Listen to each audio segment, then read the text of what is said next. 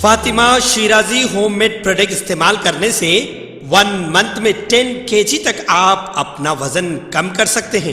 سب سے کم دام میں ویٹ لاس کا طریقہ ہمارے یہاں موجود ہے، وہ بھی no side effect, no diet, no exercise کے ساتھ۔ آج ہی کانٹیکٹ کریں Fatima Shirazi home made product سے اور اپنے آپ کو خوبصورت بنائیں۔ Fatima Shirazi home made product, golden heights colony, pillar number 213، Rajendra Nagar, Hyderabad.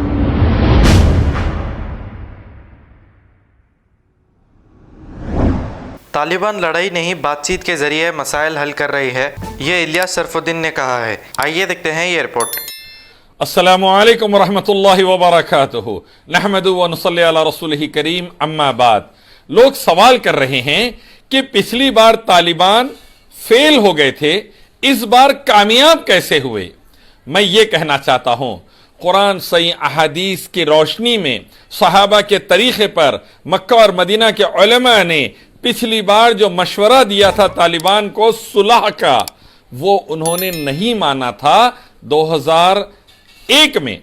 اب وہ صلح کے ماشاءاللہ تمام شرائط جو قرآن حدیث کی روشنی میں ہیں مان رہے ہیں۔ یہ فرق ہے 20 سال کے طالبان میں۔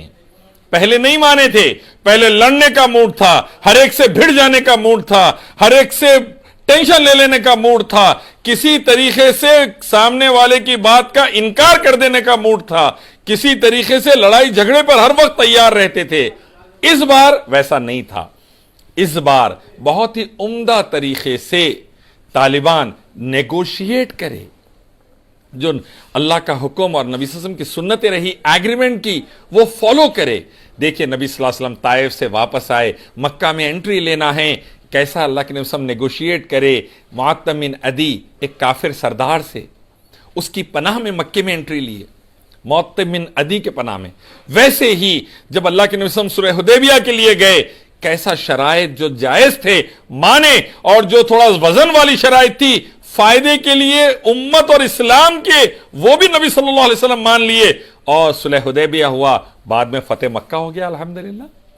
تو بعض وقت بہت ہی عمدہ طریقے سے قرآن صحیح احادیث کی روشنی میں آپ نے شرائط کو ماننے کے لیے نیگوسیشن کا، بات چیت کا، صلح کا دروازہ کھول کے رکھنا پڑتا ہے، ٹیبل پر بیٹھنا پڑتا ہے، بات چیت کے ذریعے مسئلے کو حل کرنا پڑتا ہے۔ بڑی بڑی جنگیں اس سے ٹل جاتی ہیں، لاکھوں جانیں بچ جاتی ہے، جیسا طالبان نے اس بار نیگوشیٹ کیا اور نیگوسیشن کے ذریعے کابل میں انٹری لیے، الحمدللہ لاکھوں جانیں بچ گئی، الحمدللہ لاکھوں جانیں بچ گئی۔ یہ ہے سنت کا فائدہ۔ مکی اور مدنی علماء یہ ان کو نصیحت کر رہے تھے، پچھلی بار وہ نہیں مانے تھے، اس بار مان لیے الحمدللہ۔ اس بار وہ نصیحت یاد تھی تو عمل کرے۔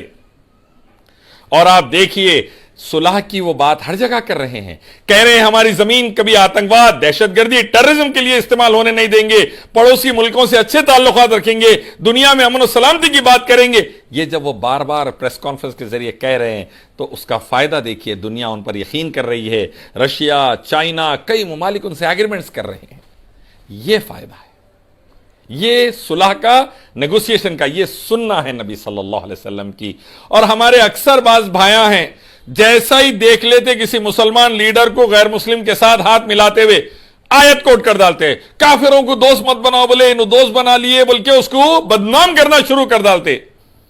ارے بے وقوفو، سوچو، اللہ کے نبی صلی اللہ علیہ وسلم یہودیوں سے ایگریمنٹ کرے، اللہ کے نبی صلی اللہ علیہ وسلم عیسائیوں سے ایگریمنٹ کرے، اللہ کے نبی صلی اللہ علیہ وسلم کفار مکہ سے بھی ایگریمنٹ کرے۔ مدینے میں ایگریمنٹ ہوا، فرسٹ میگنا کارٹا بول سکتے آپ، یہودیوں کے ساتھ، جنگ تبوک کے بعد عیسائیوں کے ساتھ، اور کفار مکہ کا صلح حدیبیہ والا ایگریمنٹ دنیا جانتی ہے، قرآن صحیح حدیث میں ریفرنسز موجود۔